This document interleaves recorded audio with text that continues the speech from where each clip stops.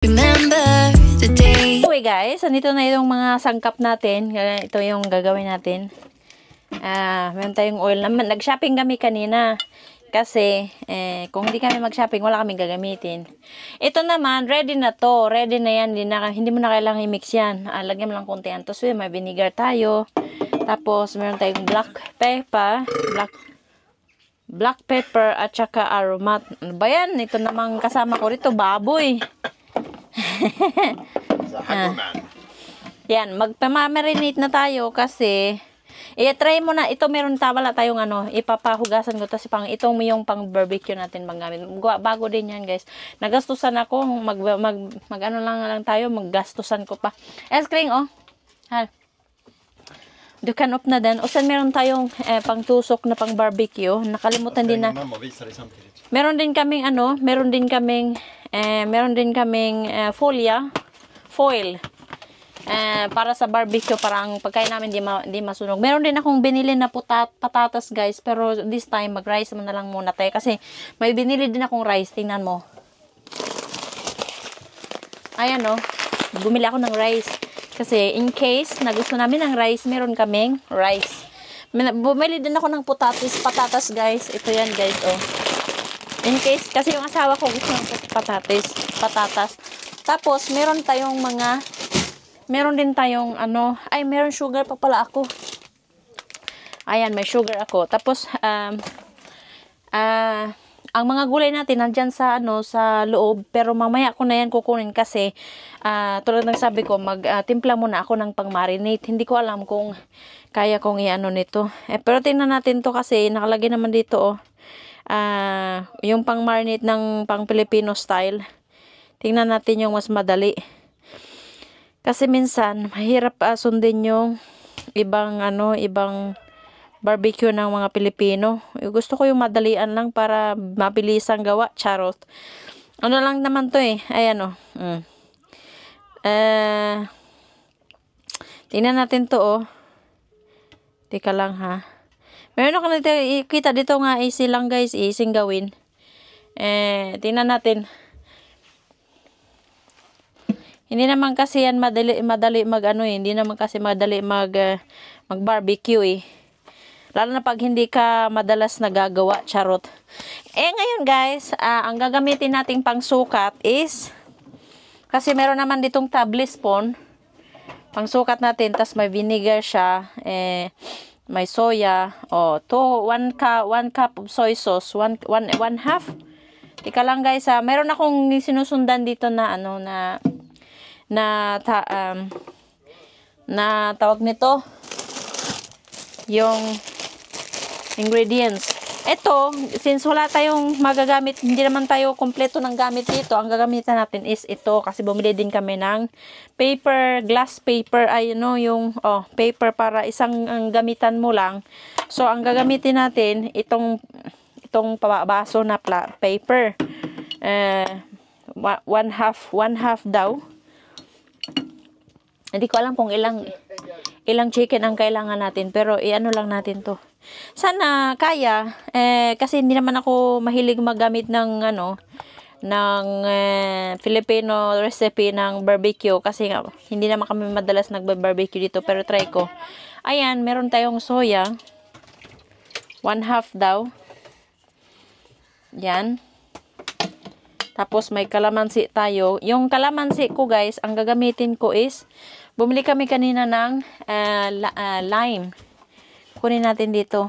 3 lime ang kinuha ko. 1/3 daw ang kailangan niya So, ang lang natin, ang gamitin lang natin is yung 2 lang. Pwede naman yata yun Madunili tayo kanina Ayan Binili natin 3 piraso. So, pwede na ito.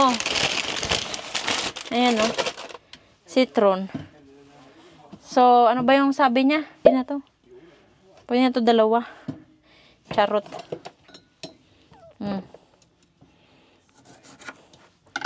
Tapos, pigayin natin. Pigayin natin dito.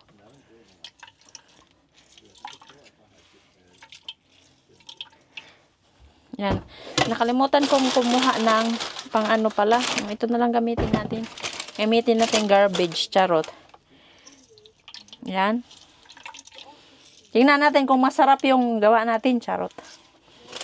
Ang Filipino barbecue. Namimiss ko na kasi yung Filipino barbecue, guys, eh. Dahil, dito, mahirap mag-Filipino barbecue. Lalo na pag, wala namang maraming kakain. Kasi alam naman pag mga anak ko, hindi naman sila ganun ka lakas kumain. Hindi tulad ng mga Pilipino talaga na malakas kumain. Nagugas na ako ng kamay kanina, guys, ha. Kaya wag na kayong magreklamo dyan, charot. Reklamo pa kayo, eh. But anyway, tika lang. Ayan, guys. Oh, na-chop-chop na natin yung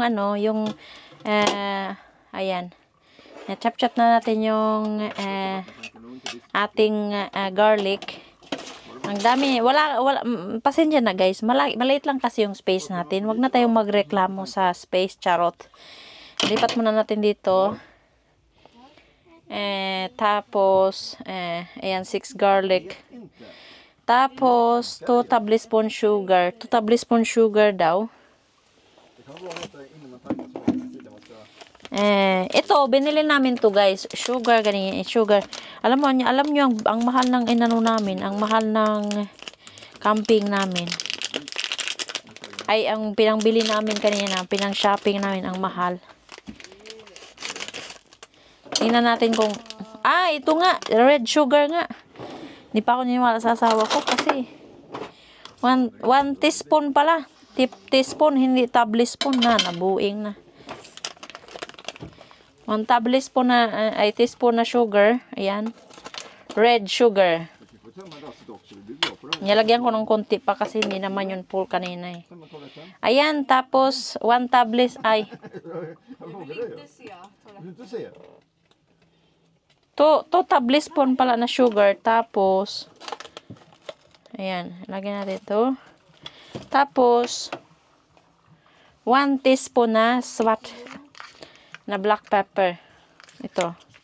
Ayan o, mga bago yung mga ginamit ko kasi makabibili lang namin kanina dahil nga nakalimutan namin dalhan mga gamit namin kasi akala namin may mga gamit siya dito. Oh, yung may-ari ng house ng mobile home. So, tapos meron tayo ditong siling labuyo. Hindi ko na kailangan siling labuyo. 1 cup of ito. Tingnan natin, guys, lalagyan natin to ng aroma. Parang magic sarap. Para tong magic sarap eh. Ayan. Tapos, yung Sprite. Gamit tayo ng Sprite. Ayan. 1/2 daw cup of rice. Sprite. May lasing yata ang kapitbahay.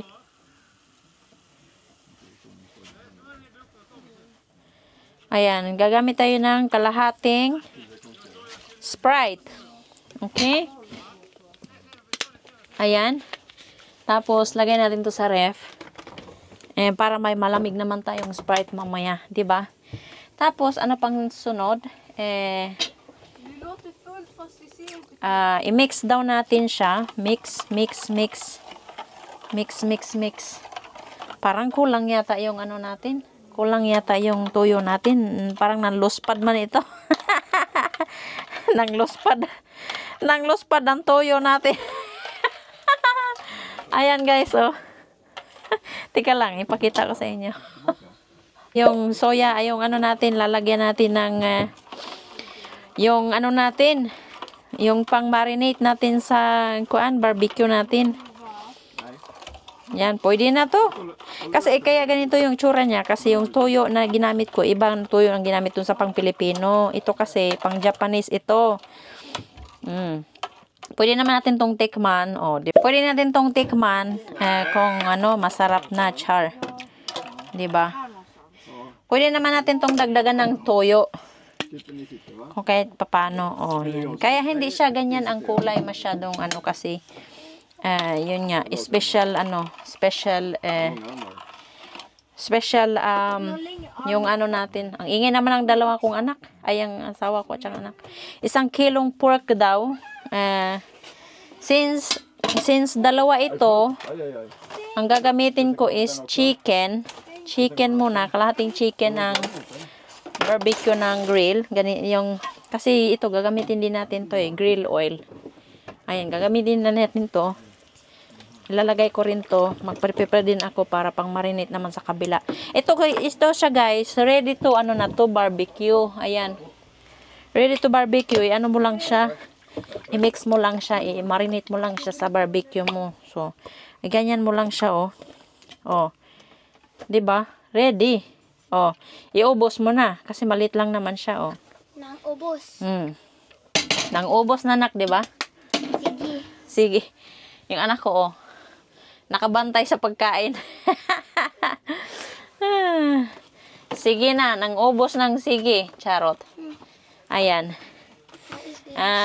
Ganyan muna natin 'to. Tapos baba natin para makita nyo guys yung ginagawa ko. Ayan, 'di ba? Ngayon, since dalawa na yung pang barbecue natin, ang gagawin ko is i-move ko muna ito. Pang dalawa na to ganito, ito at saka ito para hanggang bukas na ito. Kasi pwede naman yan kahit ano. Ito, yung kalahati nito, ano ko muna to, hiwain ko ng mahahaba kasi itusok ko siya sa barbecue stick. Hiwain ko ng mahahaba. Kasi yung kumakain nitong ang kakain ng na to, ang kakain ng Dan? Kasi ang kakain ng chicken na ito, yung asawa ko. Ang kakain ng Filipino chicken ay Filipino sauce.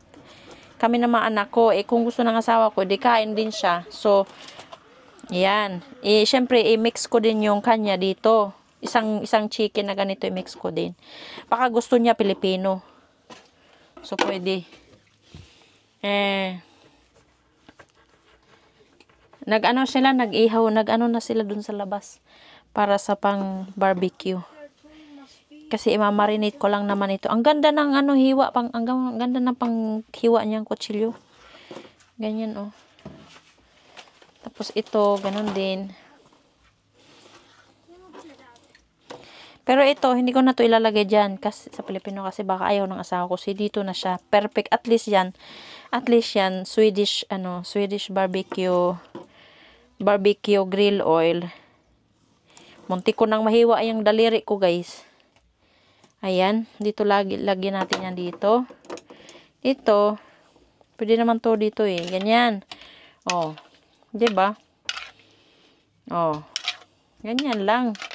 Tapos i-mix ko rin ng meat kasi baka yung mga anak ko ayaw niya ng barbecue sauce. So at least meron akong Swedish sauce. Hirap ng buhay, no, pag may dalawang kang magkaiba ang mundo. Charot. Ay, hindi pala. Meron pala. Ayan, meron pa. Ayan.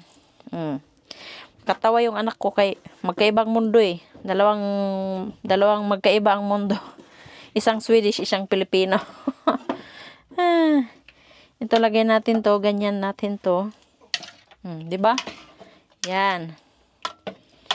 Ganyan tayo dito Alam nyo guys, kaya ako gusto mag-barbecue. Isa yan sa gusto kong, kaya nag-camping ka na. Isa yung gusto kong gawin. Tsaka plus yung mahal ang pagkain dito. Kanina kumain kami sa sushi. Ang ginastos namin kanina is magkano yun? 600, which is 3,000. Oh, 'di ba? Ito naman ilalagay ko dito sa pork naman ito. Ilalagay ko dito dito. Kahit hindi na to hiwain, ilalagay ko dito sa Filipino sauce natin. Ha? It smells. You have to do it yourself. It smells. So, and then lagyan natin dito kasi para baka gusto ng anak ko na ito ang sauce na gamitin. Ayan. 'Di ba? It smells is strange here. You know? You know why? Because of your mixture. Because I fought. Ang sarap na guys. Ayan, dito naman yung kabila naman dito. Na marinate din natin ito. Oh, 'di ba? First time kong gumawa ng Filipino sauce na may Sprite. Are you tired, Angel? Mama, how do you not watch? Jo, men den är i min sovkläder. Kolla där. Kolla där i min väska. Ito guys, inano ko na lahat dito kasi yung sauce nga namin is pang ano na. Pwede na to, char. Ito rin, meron din ito. Pwede naman ito. Lagyan natin to dito. Pang barbecue naman to. Ha? Yeah. Ganyan, char. Diba? Saka pa. Oh. Ito pwede na itong ito lagyan pagaya natin to. Yung mga manok hindi na natin yung baboy at saka hindi na natin hinugasan kasi malinis naman na yun. Ganun dito, pag bumili ka ng ganyan, hindi mo na kailangang hugasan kasi nga naka-ready na yan. Hindi kagaya sa Pilipinas kailangan mo hugasan lagi pag bumili ka ng mga mamarinate or ano mo, i-barbecue mo dito, naka-ready na yan. Oh, ganyan mo lang. Diba? Marinate. Diba? Naka-marinate na. Pilara. Oh.